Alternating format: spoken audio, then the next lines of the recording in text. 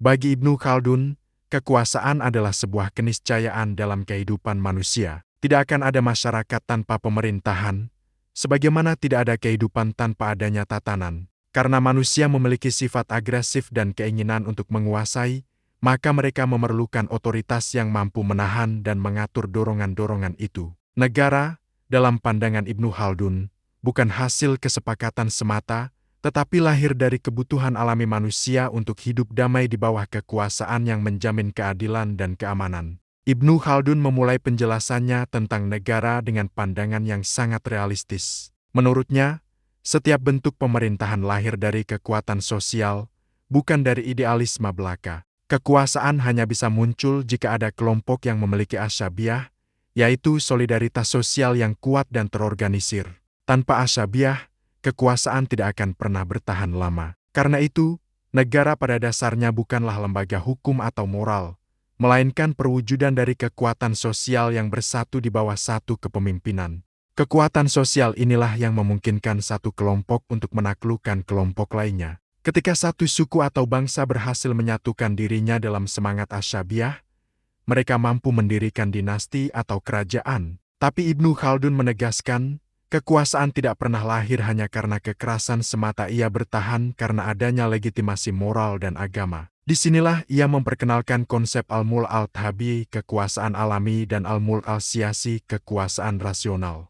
Kekuasaan alami muncul dari dorongan naluriah manusia untuk menguasai dan mengatur yang lemah. Bentuk ini seringkali berakhir pada tirani, karena didorong oleh kepentingan pribadi semata. Sementara itu, kekuasaan rasional lahir dari kesadaran bahwa kekuasaan harus digunakan untuk kemaslahatan bersama. Kekuasaan jenis ini berlandaskan hukum, akal, dan nilai-nilai moral. Tetapi bagi Ibnu Khaldun, puncak tertinggi dari kekuasaan adalah kekuasaan religius atau al-mulk al-dn, pemerintahan yang berlandaskan wahyu dan syariat.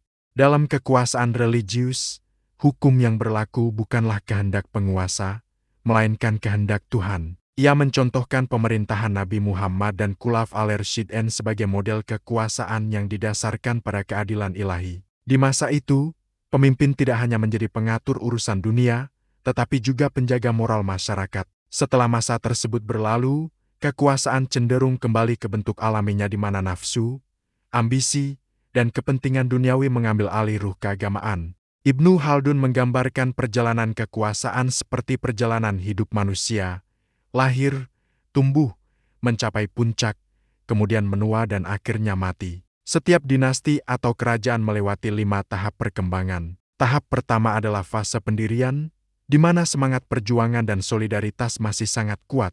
Fase kedua adalah fase konsolidasi, ketika kekuasaan mulai stabil dan hukum ditegakkan. Fase ketiga adalah fase kemakmuran, saat ekonomi tumbuh dan kemewahan mulai tampak. Fase keempat adalah fase kemewahan dan kelemahan moral, ketika penguasa dan rakyatnya tenggelam dalam kenikmatan. Dan fase kelima adalah fase kehancuran, saat kekuasaan melemah dan digantikan oleh kelompok baru dengan asyabiah yang lebih segar.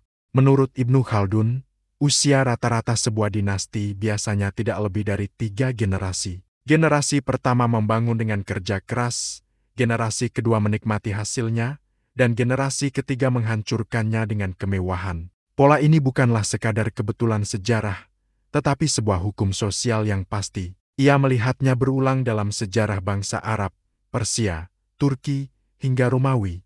Kunci utama dalam menjaga kekuasaan, kata Ibnu Khaldun, adalah keadilan. Keadilan bukan hanya dalam arti hukum, tetapi juga keseimbangan antara hak rakyat dan kekuasaan penguasa. Ia menulis, kezaliman menandakan kehancuran peradaban. Ketika penguasa menindas rakyat, menaikkan pajak secara berlebihan, atau mengabaikan kesejahteraan umum, maka semangat masyarakat akan runtuh. Pajak yang tinggi akan mengurangi produksi, rakyat kehilangan motivasi, dan ekonomi pun melemah. Akhirnya, negara kehilangan sumber kekuatannya dari dalam. Ibnu Khaldun bahkan menjelaskan dengan sangat rinci bagaimana sistem pajak dan ekonomi memengaruhi stabilitas negara. Pada awal kekuasaan, pajak cenderung rendah, tetapi pendapatan negara tinggi karena rakyat produktif. Setelah kekuasaan mapan dan kemewahan meningkat, pajak dinaikkan untuk membiayai gaya hidup istana yang boros. Namun, beban itu justru membuat rakyat berhenti bekerja keras, produksi turun, dan pendapatan negara merosot. Maka, untuk menutupi kekurangan, pajak kembali dinaikkan hingga akhirnya peradaban itu runtuh oleh kebijakan yang diciptakannya sendiri. Selain ekonomi, Ibnu Khaldun menekankan pentingnya moral dan agama dalam menopang kekuasaan. Agama, bagi masyarakat, bukan sekadar keyakinan spiritual, melainkan perekat sosial yang memperkuat asyabiah. Ketika agama memudar, masyarakat kehilangan pedoman moral, dan kekuasaan pun kehilangan legitimasinya. Dalam situasi seperti itu, hukum digantikan oleh kepentingan, dan penguasa tidak lagi dihormati, melainkan hanya ditakuti. Ia menegaskan bahwa negara yang bertahan lama bukanlah yang paling kaya, tetapi yang paling adil. Keberlangsungan kekuasaan sangat bergantung pada kepercayaan rakyat. Bila rakyat percaya pada keadilan pemimpinnya, mereka rela bekerja dan berkorban. Tetapi bila mereka kehilangan kepercayaan, maka sebesar apapun kekuatan militer atau ekonomi, negara itu pasti akan hancur dari dalam. Ibnu Khaldun juga menyoroti peran penguasa sebagai pusat kehidupan sosial. Penguasa adalah teladan. Perilakunya mencerminkan arah moral sebuah bangsa. Jika pemimpin hidup sederhana dan adil, rakyat akan mengikuti. Jika pemimpin hidup berlebihan dan korup, rakyat pun akan meniru. Maka, kemerosotan moral biasanya dimulai dari istana, bukan dari rakyat jelata. Dalam pandangan Ibnu Khaldun, kekuasaan adalah ujian terbesar bagi manusia. Ia bisa menjadi sarana untuk menegakkan kebenaran, tetapi juga bisa menjadi sumber kehancuran. Karena itu, kekuasaan yang tidak dikendalikan oleh nilai moral dan agama pasti akan berakhir dengan tirani dan kehancuran. Disinilah letak kebijaksanaan Ibnu Khaldun. Ia menempatkan kekuasaan bukan sebagai tujuan, melainkan sebagai bagian dari siklus sosial yang tunduk pada hukum Tuhan. Sejarah, bagi Ibnu Khaldun, adalah panggung pergantian kekuasaan yang tak henti berputar. Setiap kekuasaan membawa semangat baru, lalu melemah, kemudian digantikan lagi oleh kekuatan lain. Ia melihat bahwa kekuasaan tidak mungkin bertahan abadi, karena manusia tidak dapat menghindari perubahan sifatnya, dari keras menjadi lembut, dari sederhana menjadi bewah, dari berjuang menjadi malas. Dengan kerangka berpikir ini, Ibnu Khaldun telah mendahului teori-teori politik modern berabad-abad kemudian. Ia bukan hanya menulis sejarah, tetapi menganalisis mekanisme kekuasaan, bagaimana ia lahir, bagaimana ia bertahan, dan bagaimana ia hancur. Ia menunjukkan bahwa kekuasaan selalu bergantung pada kekuatan sosial di bawahnya dan ketika kekuatan itu hilang, tidak ada kekuasaan yang dapat berdiri sendiri. Jika gagasan Ibnu Khaldun kita terapkan pada zaman modern, kita bisa melihat bahwa siklus kekuasaan yang ia gambarkan tetap terjadi dalam bentuk yang berbeda. Di era demokrasi, asyabiah bisa tampil sebagai semangat nasionalisme, solidaritas publik, atau kepercayaan sosial. Ketika semangat itu kuat, negara menjadi stabil dan produktif. Tetapi ketika masyarakat terpecah oleh kepentingan pribadi, kebencian, atau ketidakadilan, maka legitimasi kekuasaan akan melemah meskipun sistemnya tampak modern dan konstitusional. Krisis moral dan ketimpangan ekonomi yang melanda banyak negara modern sejatinya merupakan cerminan dari hukum sosial Ibnu Khaldun. Ketika penguasa dan elite tenggelam dalam kemewahan, sementara rakyat kehilangan kepercayaan, maka roda peradaban mulai melambat. Pajak dinaikkan, produktivitas menurun, kepercayaan sosial hancur dan semua ini mengarah pada fase kemunduran yang pernah digambarkan Ibnu Khaldun 7 abad yang lalu. Namun, ajaran Ibnu Khaldun juga memberi harapan. Ia menunjukkan bahwa setiap kehancuran selalu diikuti oleh kebangkitan yang baru.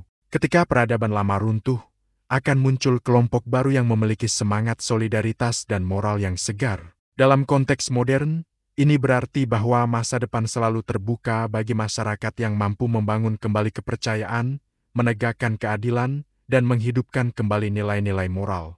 Dengan demikian, bab ketiga dari Mukadimah bukan hanya sebuah risalah politik, melainkan hukum universal tentang kekuasaan manusia. Ibnu Khaldun mengajarkan bahwa pemerintahan sejati bukan sekadar mengatur, tetapi menyeimbangkan antara kekuatan dan keadilan, materi dan moral, dunia dan akhirat. Negara yang mampu menjaga keseimbangan itu akan bertahan, yang kehilangan keseimbangan itu akan hancur.